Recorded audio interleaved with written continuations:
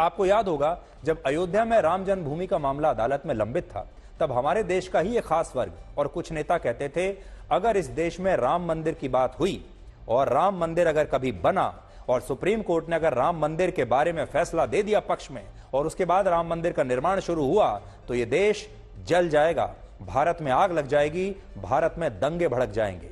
यह संभव नहीं है। लेकिन जब सुप्रीम कोर्ट ने राम मंदिर के पक्ष में फैसला दिया और जब अयोध्या में 22 जनवरी को रामलला की प्राण प्रतिष्ठा हुई तो ना तो कहीं आग लगी और ना ही कहीं कोई दंगा हुआ।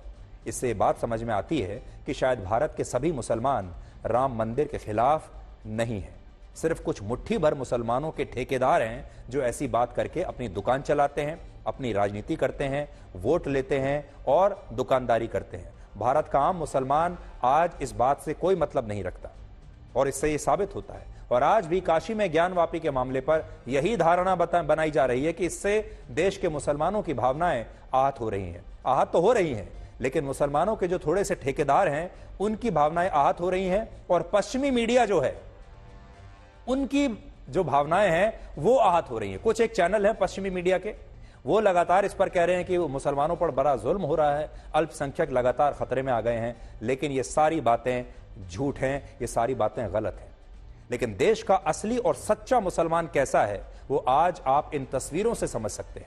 राम मंदिर से आई ये तस्वीरें मुसलमानों के उस जत्थे की हैं जो पैदल चलकर और तपस्या करके 6 दिन में लखनऊ से अयोध्या पहुंचा है पैदल।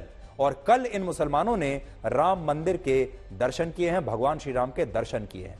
इस जत्थे में कुल मिलाकर 250 मुसलमान थे जिन्होंने 25 जनवरी को लखनऊ से अयोध्या के राम मंदिर पहुंचने के लिए 130 किलोमीटर लंबी यात्रा पैदल की। और इस दौरान ये सारे राम भक्त मुसलमान प्रतिदिन 25 किलोमीटर पैदल चलते थे। और कल शाम जब ये राम मंदिर पहुंचे तो इनका उत्साह देखने वाला था, उनका उत्साह 7वें आसमान पर था।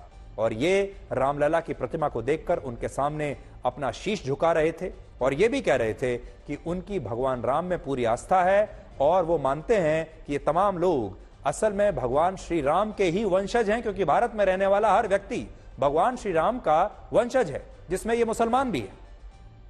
लेकिन दुख की बात यह है कि हमारे ही देश के कुछ लोगों ने अब इन मुसलमानों को गद्दार कहना शुरू कर दिया है। इनके खिलाफ फतवे आने शुरू हो जाएंगे और कहा जा रहा है कि ये नकली मुसलमान हैं जिन्हें नर्क में भी जगह नहीं मिलेगी।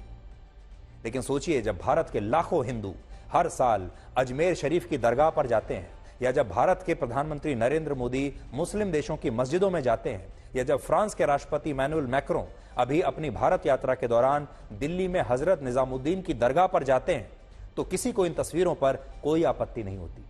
उनके खिलाफ कोई ऐसा बात नहीं कही जाती कि वो अपने धर्म के खिलाफ जा रहे हैं, अपने धर्म का अपमान कर रहे हैं। लेकिन जब कुछ धर्मनिरपेक्ष मुसलमान राम मंदिर चले जाते हैं तो उन्हें गद्दार बता दिया जाता है।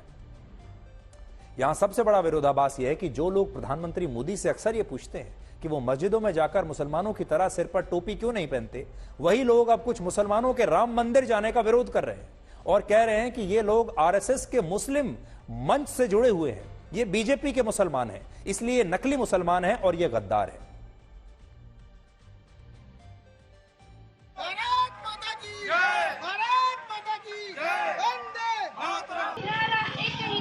जय श्री राम, जय श्री राम, भारत माता की जय, वंदे मातरम, भारत माता की जय, भारत माता की जय। रामलला के दर्शन किए जा रहे हैं? जी, रामलला के दर्शन के लिए जा रहे हैं।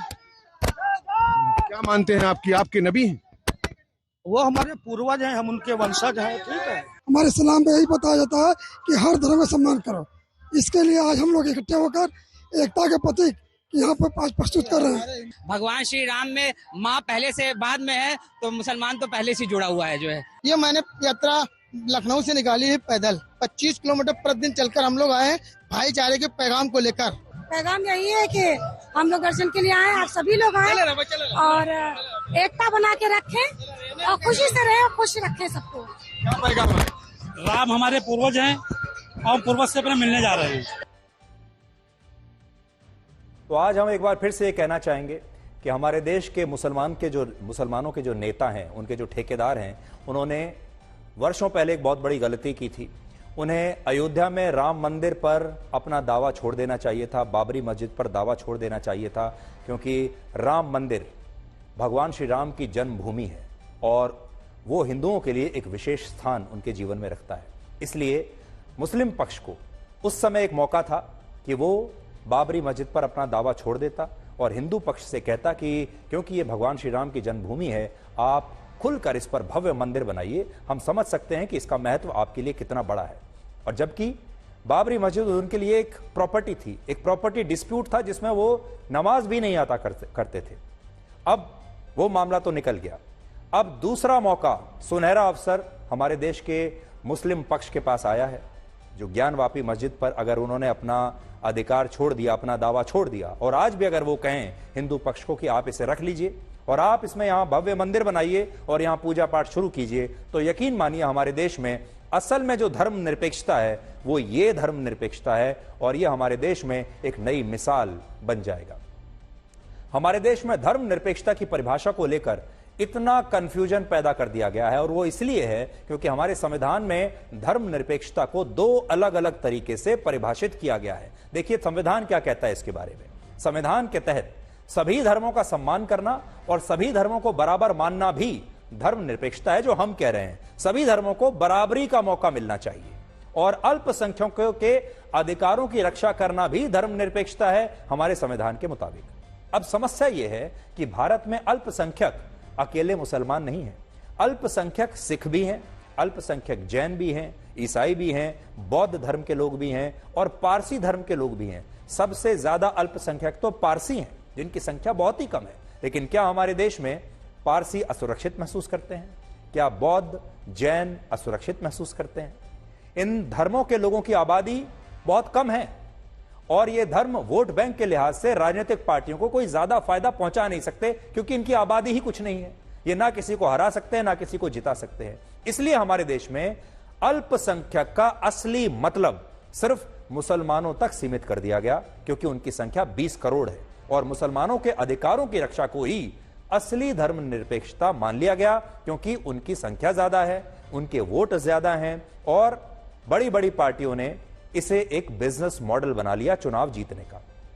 और वो मुसलमानों की भावना से भी खेलते रहे और हिंदुओं की भावना से भी खेलते रहे। मकसद सिर्फ इतना था कि चुनाव जीतना है, एक अलग वोट बैंक तैयार करना है।